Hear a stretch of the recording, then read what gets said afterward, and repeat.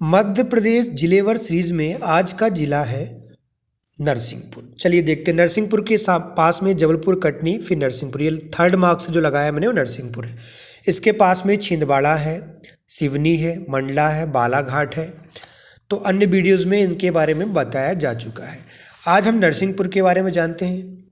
तो नरसिंहपुर सबसे पहली बात तो क्या है, यहाँ पर क्या होता है, चलिए जल्दी इसके नक्शे के माध्यम से जानते हैं।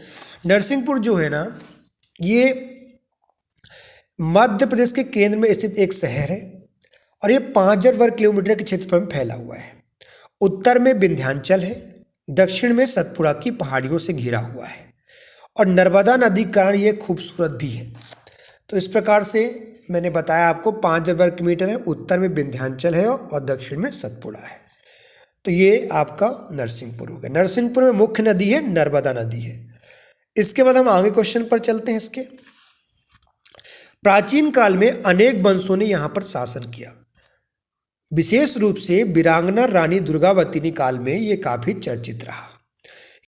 यहाँ पर मेघनाथ धाम राजमार्ग, नरसिंह मंदिर, ब्रह्मण घाट, ज्योतेश्वर आश्रम, श्रीनगर का जगन्नाथ मंदिर, डमरू घाटी, ये सबसे महत्वपूर्ण है। डमरू घाटी यहाँ के लोकप्रिय पर्यटन स्थल है।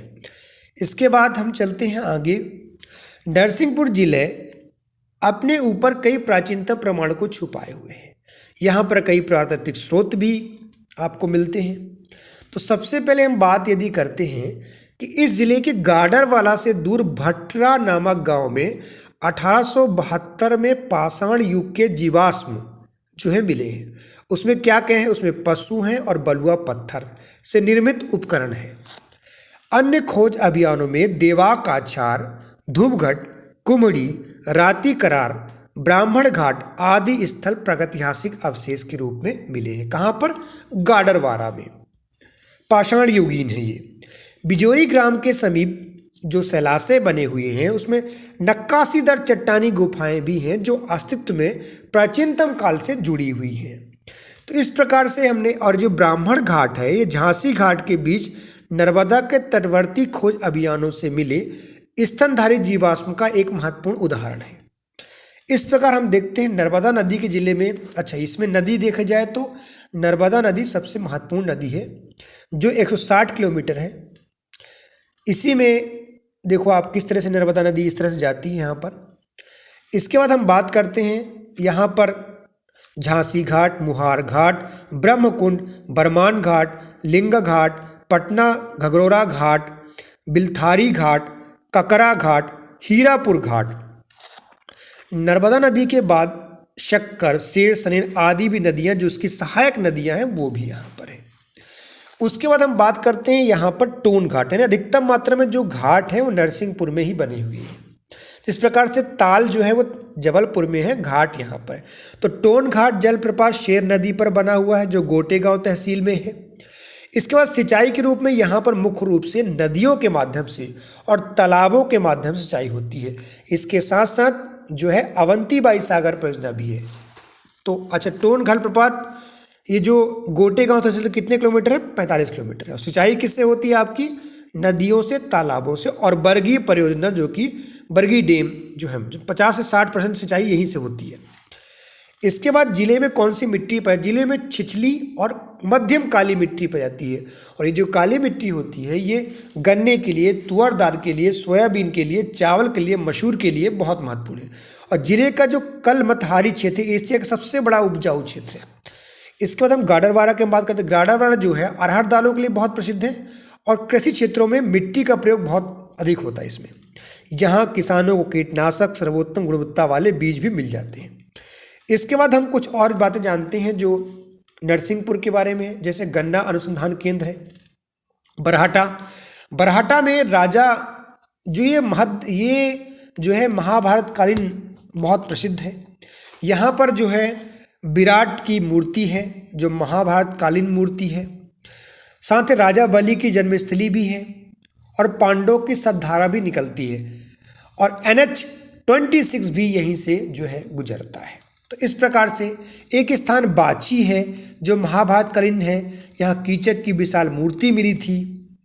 इसके बाद हम बात करते हैं जो बोहानी बुहानी एक ऐसा स्थान है जहां पर आला उदल के पिता जसराज का संबंध यहां से रखता है।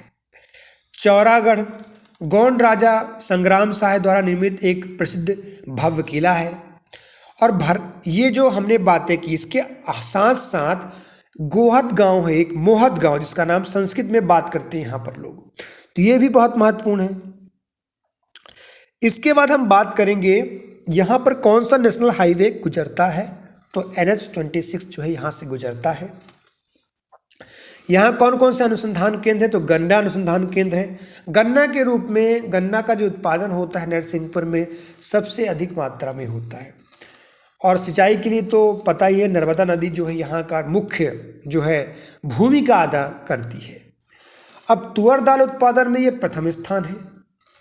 तो काली मिट्टी की वजह से भी तुअर दाल का उत्पादन अधिक मात्रा में होता है। पानी की सुचारू रूप से व्यवस्था भी है, चूँकि नर्मदा नदी अपना रोल अदा कर रही है यहाँ पर। इसके बाद एक स्थान है जिसका नाम है जाटेश्वर। तो जाटेश्वर में शंकराचार्य की जो है धुनी रमाई भी यहाँ पर होती है। तो इस प्रकार से आपको जो है ये बताया गया। नेक्स्ट हम बात करते हैं आगे। जिले का 26.55% क्षेत्र वन है। इन वनों में सागौन, बांस, तेंदुपत्ता, आम, महुआ, आचार, खेरी आदि है। और यदि खनिज के बारे में बात करें तो यहाँ पर soap stone, dolomite, fire click, lime stone आदि मिलते हैं। मुरुम और नर्मदा नदी की रेत का उपयोग निर्माण कार्यों में किया जाता है। फिर हम बात करते हैं चौरागढ़ का किला। चौरागढ़ का जो किला है गोंड राजा संग्राम शाह के द्वारा 15वीं शताब्दी में बनवाया गया। यह किला गदनवारा रेलवे स्टेशन से लगभग 19 किलोमीटर दूर है। वर्तमान में प्रशासन की उपेक्षा के कारण किला क्षतिग्रस्त अवस्था में पहुंच चुका है। किले के निकट नोनिया में 6 विशाल प्रतिमाएं देखी जा सकती है। कभी भी आप जाएं तो ये किले का जरूर देखें। अब हम बात करते हैं ब्रह्मांड घाट, और यह बरमान घाट, इसको दोनों बोलते हैं। नर्मदा नदी के मणि सागर पर बना हुआ यह घाट नरसिंहपुर का सबसे लोकप्रिय पर्यटन स्थलों में से है, जो प्राचीन काल में ब्रह्मण घाट वर्तमान में अभ्यंश स्वरूप बरमान घाट हो गया है। भगवान ब्रह्मा की यज्ञशाला, दीपा मंदिर, दीपेश्वर मंदिर के नाम से भी जानते हैं इसको, हाथी दरवाजा, बराह मूर्ति यहाँ के मुख्य आकर्षण केंद्र है। मकर संक्रांति और बसंत पंचमी के अवसर पर यहाँ पर संगीत कार्यक्रम जरूर होता है। नरसिंहपुर भारतीय राज्य मध्य प्रदेश का एक जिला है। जिले का मुख्यालय नरसिंहपुर है, ये तो आपको पता चल गया है। इसके बाद हम बात करते हैं राज्य का एकमात्र किशोर बंदी गृह नरसिंहपुर में है। गाड़रबाड़ा में स्थित बरमान घाट पर मकर संक्रांति पर बरमान मेला लगता है। तो कहाँ लगता है बरमान मेला? नरसिंहपुर पर। चौरागढ़ किले का निर्माण संग्राम सिंह के द्वारा कराया गया। चलिए अन्य क्वेश्चनों पर हम थोड़ा बात कर लेते हैं। क्वेश्चन इस प्रकार से हैं, राज्य का एकमात्र किशोर बंदी गृह कहाँ स्थित है? नरसिंहपुर, कटनी, बालाघाट, मंडला। सही जवाब है, आपको पता ही सही जवाब क्या होगा, नरसिंहपुर है। राज्य का एकमात्र किशोर बंदी गृह जो है वो नरसिंहपुर में है। तो ये एक क्वेश्चन हो गया। अब दूसरा क्वेश्चन की तरफ चलते हैं। पहले इस पर टिक हम कर देते हैं। ये देखिए नरसिंहपुर, ए ऑप्शन इसका सही हो गया। दूसरा क्वेश्चन चलते हैं। गाडरबाड़ा में स्थित बरमान घाट पर कब बरमान का मेला लगता है? तो हमने बात की थी, कब लगता है? A option Mahashivratri, B Makar Sankranti, सी उपरोक्त दोनों, डी कोई नहीं। तो मकर संक्रांति के समय यहाँ पर मेला लगता है। इसके बाद हम बात करते हैं तीसरे क्वेश्चन पर, चौरागढ़ के किले का निर्माण किसके द्वारा कराया गया? तो पहला है विजय शाह, दूसरा है जीवन शाह, तीसरा हृदय शाह, चौथा संग्राम शाह ने। इसका सही आंसर संग्राम शाह। चौथा क्वेश्चन है, गोंड शासक संग्राम शाह ने चौरागढ़ किले को किस शताब्दी में बनवाया था? तो अभी हमने बात की थी 15वीं शताब्दी